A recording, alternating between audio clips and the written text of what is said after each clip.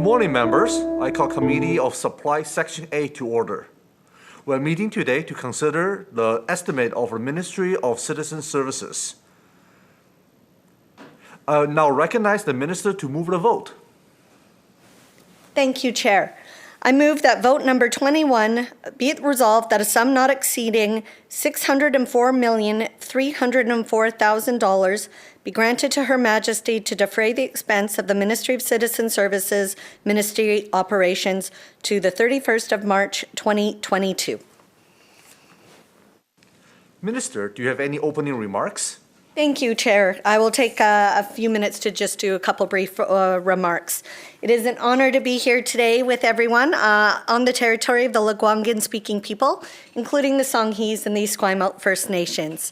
And joining me today is my Deputy Minister of Citizens Services, Shauna Brower.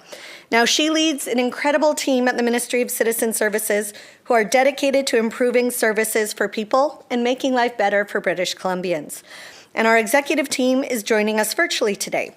We have CJ Ritchie, Associate Deputy Minister of the Chief Information Officer, Hayden Lanzel, ADM of Digital Platforms and Data Division, Susan Stanford, ADM of Connectivity Division, Alex McLennan, the ADM of Enterprise Services, Carrie Pridmore, the ADM of the Chief Information Records Manager Office, Dean Skinner, ADM of the Corporate Services Division and Executive Finance Officer, Beverly Dix, ADM of Service BC, Terry Spavin, the ADM of the Procurement and Supply Division, David Hume, the ADM of the Government Digital Experience Division, and Sunny Dollywall, ADM of the Real Property Division. And I'd also like to acknowledge the dozens of executive directors in the ministry who are supporting us today. Ministry of Citizen Services is often referred to as both the face and the engine of government, and we're responsible for ensuring that people can access government services when, where, and how they need it. And that means having large, multi-talented teams of public servants. And our job is also to ensure that government has the technology, the resources, and the space it needs to deliver those services. In terms of being the face of our government, our team is on the front lines, helping people access government programs and services at 65 Service BC centres. Now, during the pandemic, these centres remained open, and we were able to connect with more than 1.5 million people to critical services and supports. And these include more than 500,000 wellness checks for returning travellers and temporary foreign workers. Making sure people have access to the information and services they need during the COVID-19 pandemic has been a key focus of our ministry. We helped deliver the Health Gateway and the Returning Travellers Program. We set up more than 30,000 BC Public Service employees to work remotely. And our Government Digital Experience team was instrumental in the creation and launch of the provincial COVID-19 website, which is updated daily. Our procurement specialists and our GDX team also supported the development and operations of the COVID-19 supply hub to get critical supplies to our frontline healthcare workers. And thanks to the success of this tool, we were able to expand the hub to non-health organizations so they could safely continue to deliver the services to British Columbians that they count on.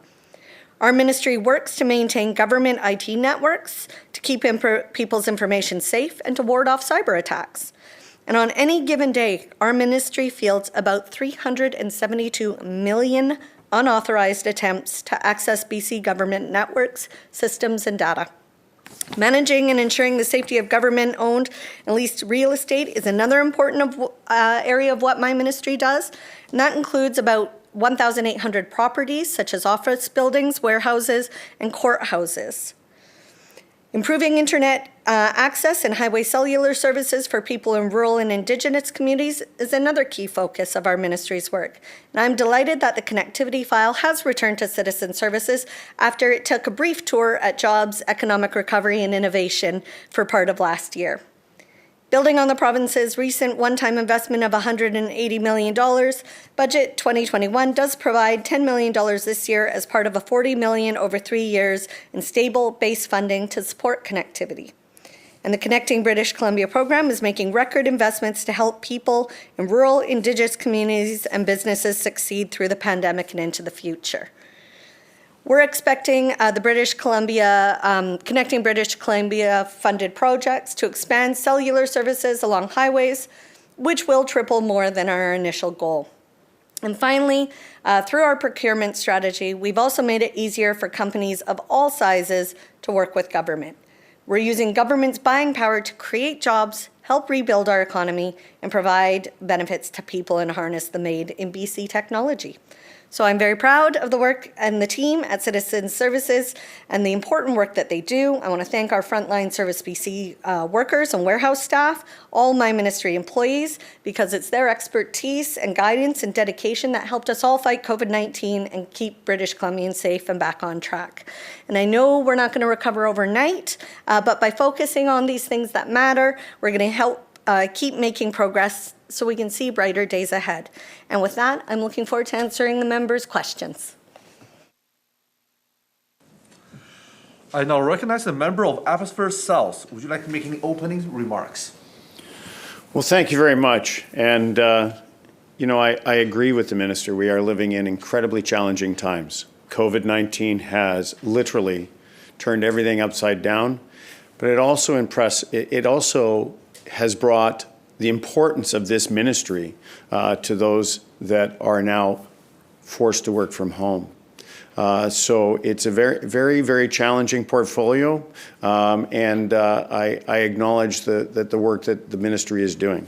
I do have a couple of questions, so I'm going to get straight into, time is precious, so I'm going to get straight into that. So through the chair to the minister, could you please tell me how many current employees of government are working from home or have worked from home due to COVID?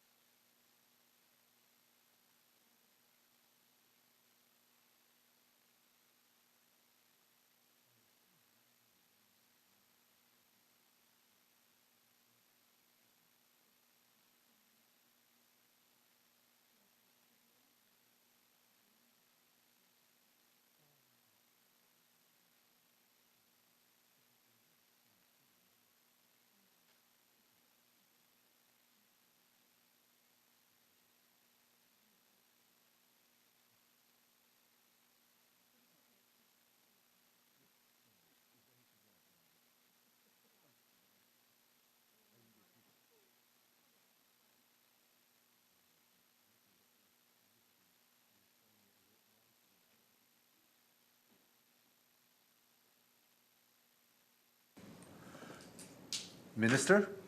Thank you, Chair.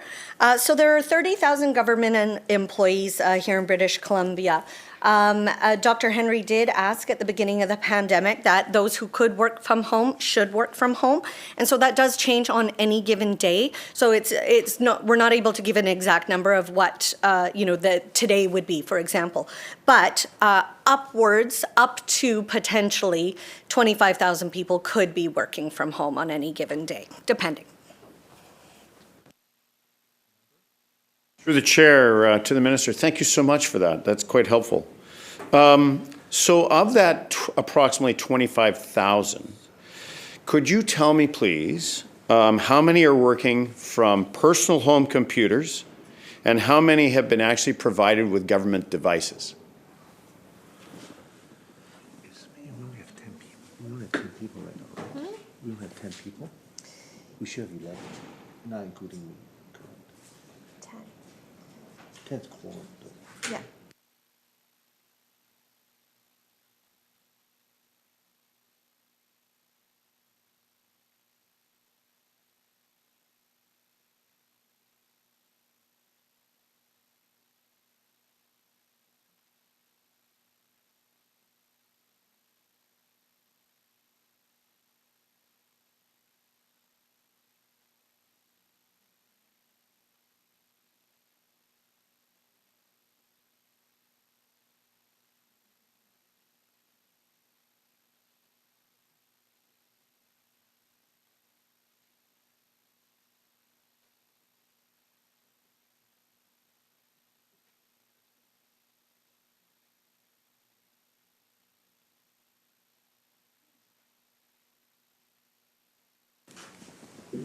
Minister?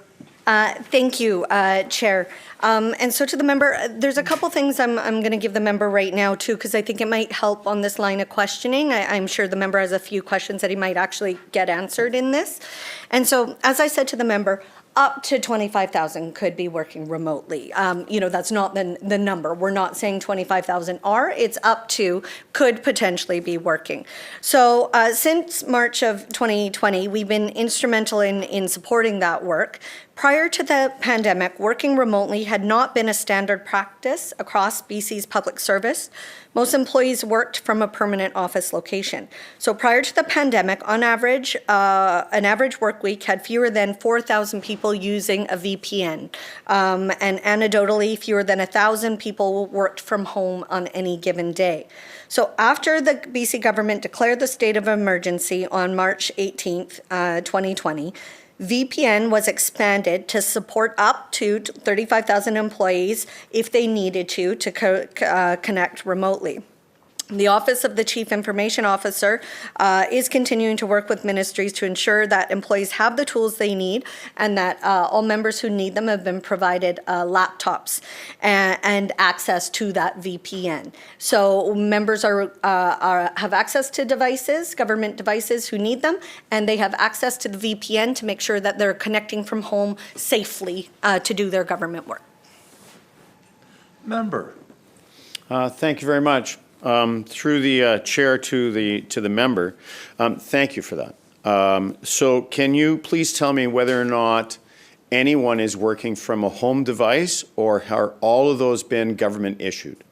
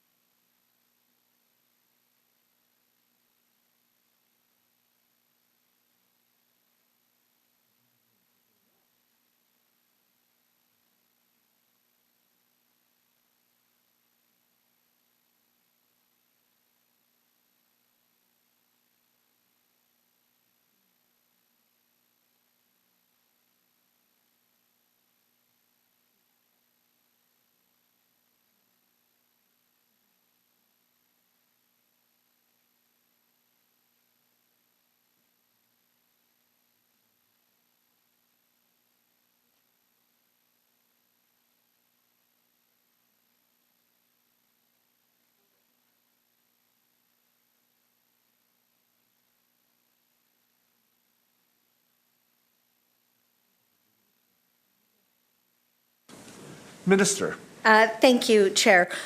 So my team is advising me that they estimate that 75% of employees have access to a government device and they're working from home on a government device. And we are providing both the employees who have access to the government devices or those who may be working at home otherwise, access to those secure tools to make sure that they are working safely remotely from home. So they have access to the VPN and the other tools that are needed. Member? Through the chair, thank you so much, Minister. It's incredibly helpful. So along that line, and that I'm sure that makes a whole bunch of people feel a lot better. There have been approximately, or confirmed rather, 1,743 confirmed privacy violations. So I guess my question then is, how many occurred at home or on personal equipment?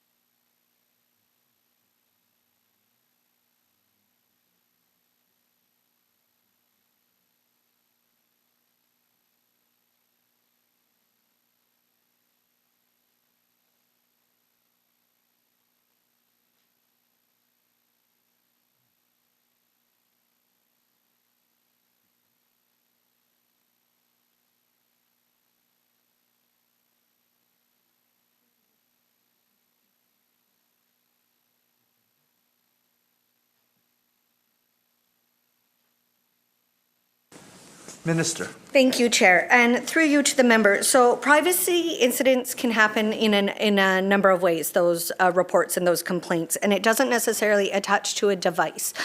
For example, a public citizen could raise a concern. They have a concern about how they feel their data or personal information might have been handled. And so that could trigger that incident. So it's not necessarily attached to a device or the working from home. This can happen in a number of different venues. Member. Thank you very much, Chair. Through the Chair to the Minister. So I guess have any of those breaches then happened either on home or on personal devices?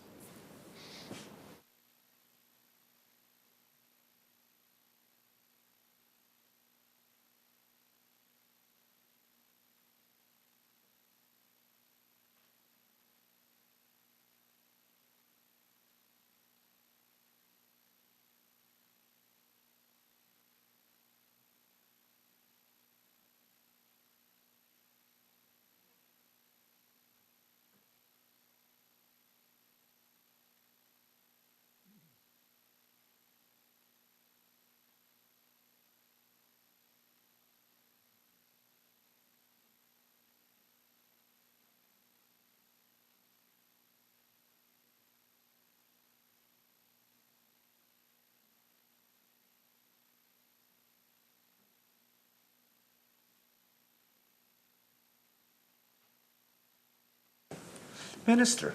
Thank you, Chair, and to the member. So regardless how a data incident happens, we have robust tools and procedures in place to make sure that there are protections and procedures to follow.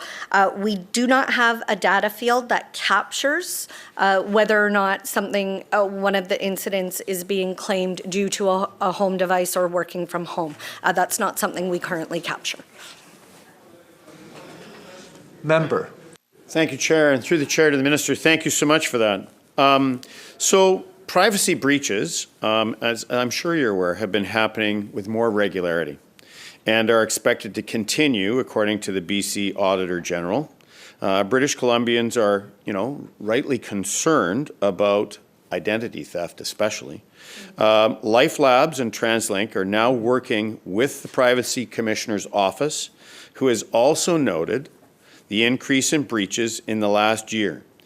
But my question to the Minister would be, has ICBC or Student BC Aid also reached out to the Minister?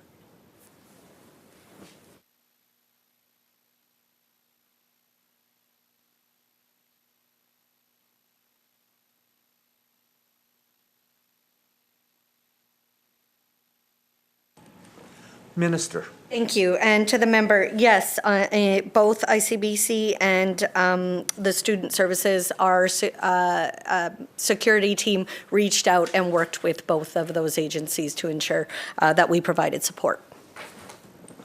Member. Thank you very much, Chair. Through the Chair to the Minister.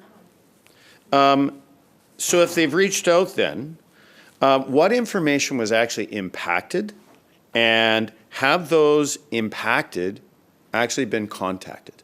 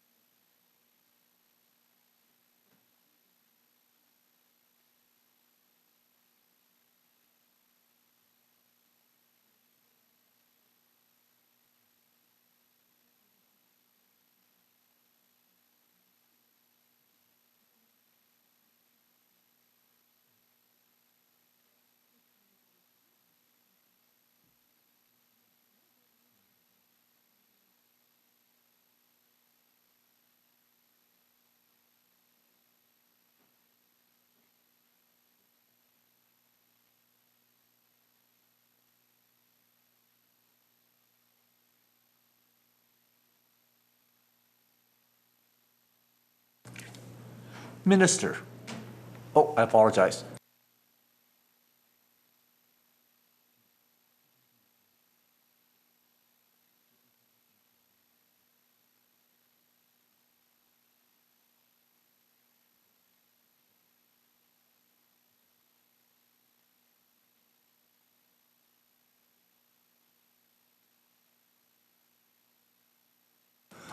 Minister. Thank you, Chair. So to the member, it is best to provide those questions to the ministries responsible for those agencies. I do know Advanced Education has already answered questions. They've gone through estimates. So I can let you know our information is that it was web files only for student aid and that no personal information was released through that data breach. And for ICBC, the member should bring the question to either PSSG, the Solicitor General who holds the ICBC file, or the Ministry of Finance who has the Crown Agency Board Secretariat. And so the questions would be better placed there. Thank you. Member. Thank you, Chair. Through the Chair to the Minister. I thank you for that. And I'm sure that those that are including my grandchildren who attend post-secondary, will be relieved that that their information is still secure. That answered a couple of them, but what about Life Labs and TransLink? And may I add to that, if I may? Has the cause of the breaches actually been determined in each of those cases?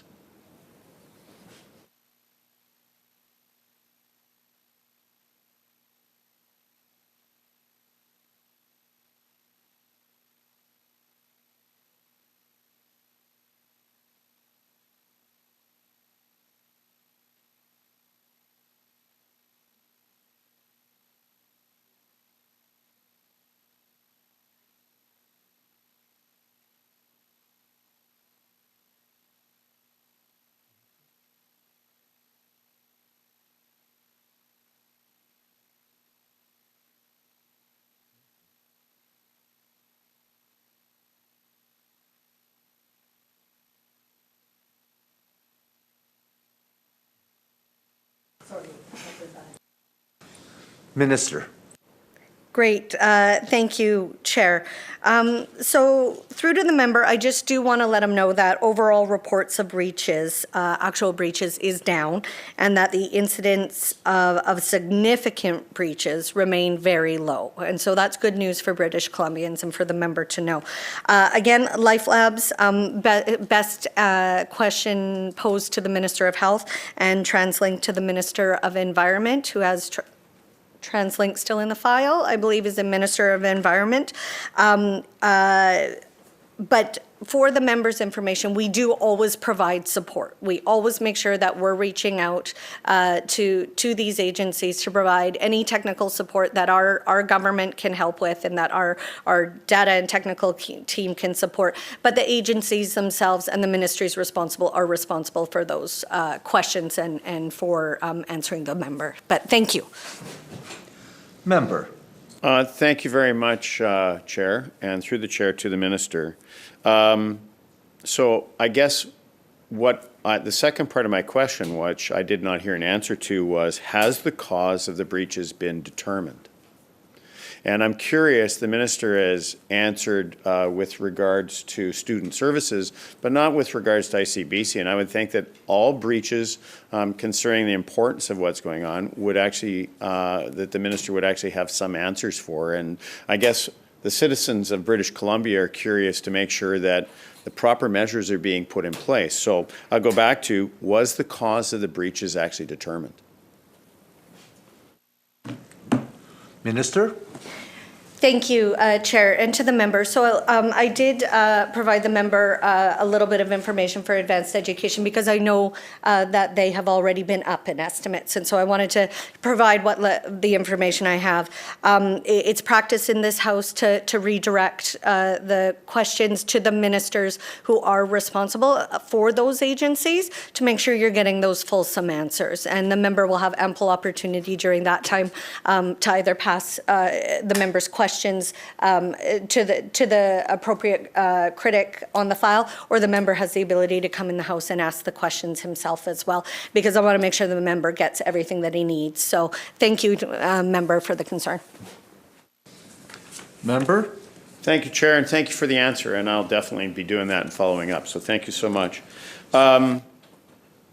So along the lines, and maybe has the government ensured, or can you answer whether the government has ensured that the right measures are now in place to help prevent it happening again? And like you said, the breaches are down, but have we actually put the right measures in place to ensure it won't happen again? Are you able to answer that, please?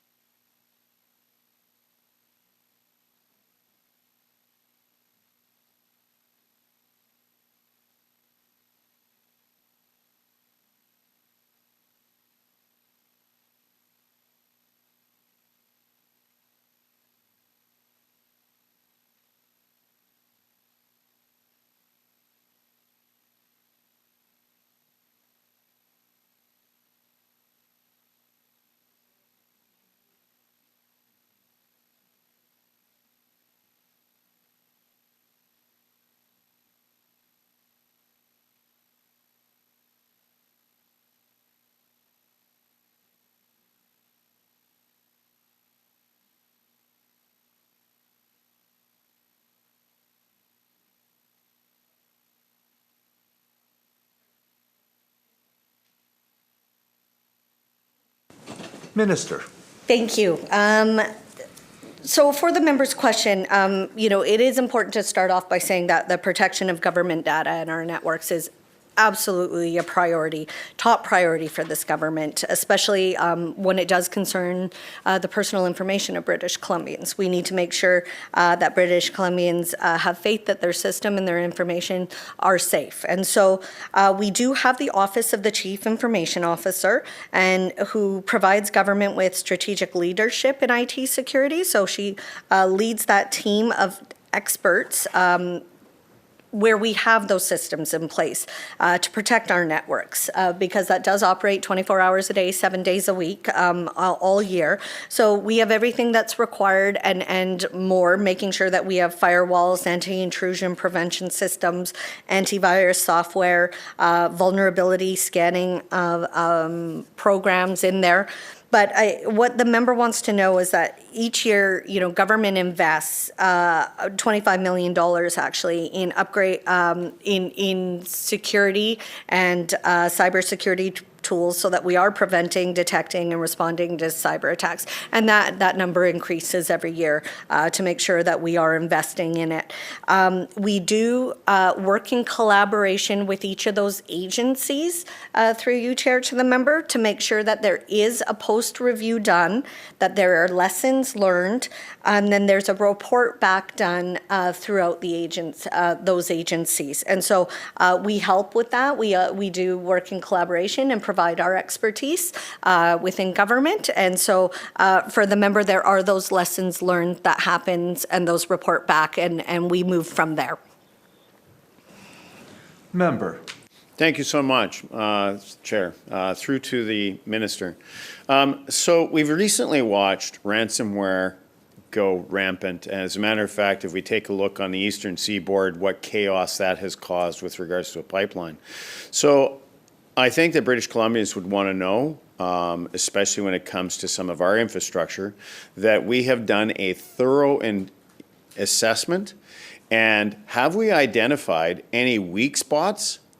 And if so, what was done to, plug those weak spots or improve the security for British Columbians?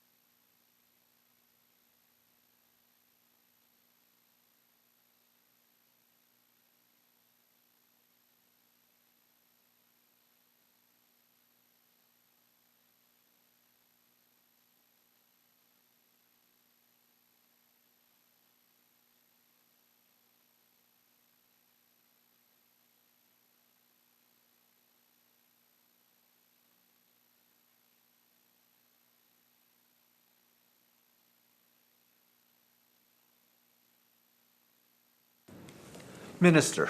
Thank you, Chair, and through you to the member. So government and agencies are constantly scanning and looking for ways they can improve their digital services and looking for ways that they can protect the clients and the members and the public. So we here in government, we share our significant tools and resources to assist other organizations like those agencies that the member has talked about, and to individuals so that they know how to prevent cybercrime and how we can work through potential incidents. Government does publish the Defensible Security Framework to help organizations know what to do and how to do it, and we can work with them. And we do provide education as well. Government holds conferences, publishes information and videos on our government website to share the significant tools and resources and knowledge that government has. We have invested $2.4 million in IMIT. This year's budget has an additional $2.4 million in IMIT security. And so government is, making sure that we have the people, that we have the processes, we have the technology in place to not only do the work in looking for these incidences and trying our best to prevent them, to detect them, and then to respond to them. And so we can be confident that our government is working hard. We do have a routine practice to assess both privacy and security of all government programs. Government programs are put through a privacy impact assessment and security threats and risk assessments as part of the proactive role that we do in making sure that we're looking for what the member was asking about. Thank you. Member. Chair, through to the Minister. Minister, thank you so much. I know that, it seems as the hackers are always one step ahead of us, and I'm sure that British Columbians will feel better that we're actually trying to be proactive versus reactive, as difficult as that may be. The Government Digital Experience Division has a notice of intent on BC Bid to renew their contract with Looker Analytics, which is now being bought or purchased by Google. There is clear language in the terms of the agreement to say data owned is the customers and not to be used for ad targeting or marketing. So the upside is Google is not using the data. However, it's my understanding the BC government clearly is. We know this because the notice of intent mentions on the main government web pages and 150 other government sites, plus other government sites that are integrated with Looker technology. And for those that are at home, Looker technology is a predictive analytics that help populate the COVID-19 dashboard. Given the leaks that have recently occurred, which demonstrated more information than was in the dashboard is actually being gathered, can the minister please explain her mandate in the letter directive?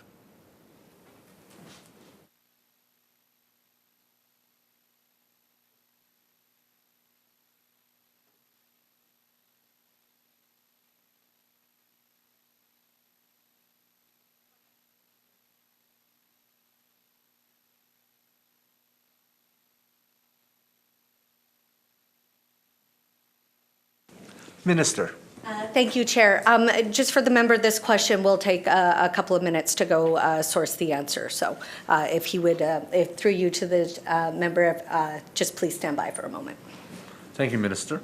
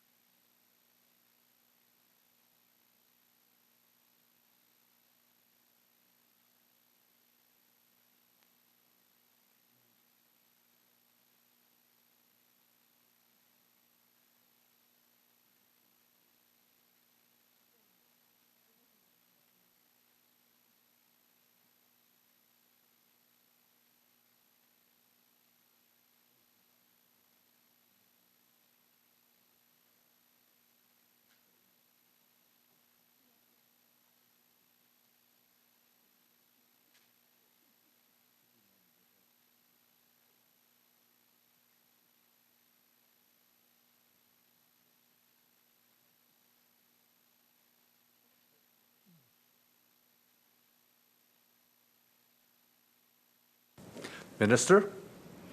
Thank you. So the analytics tool that the member was referring to does not drive any of the health dashboard data or those dashboards that the member was referring to. We focus on using the tool for measuring digital services and websites to improve experiences and to improve the services. So that's where that information is being used. And we've ensured, of course, as well, that it's fully compliant of our security protocols and any privacy legislation that we have in place. Thank you. Member. Thank you very much, Chair, and through to the Minister. Thank you for that. So does the predictive analytics by Looker give digital GDX or GCPE broader authorities than previously existed? Could you answer that question, please?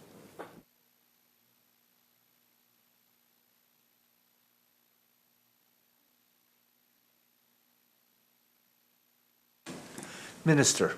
Thank you, Chair. Through you, no. Member. Thank you, Chair. No, interesting. Thank you so much. So Can you please tell me then, is more information being collected than was previously collected? And which program stores it and which program has access to it?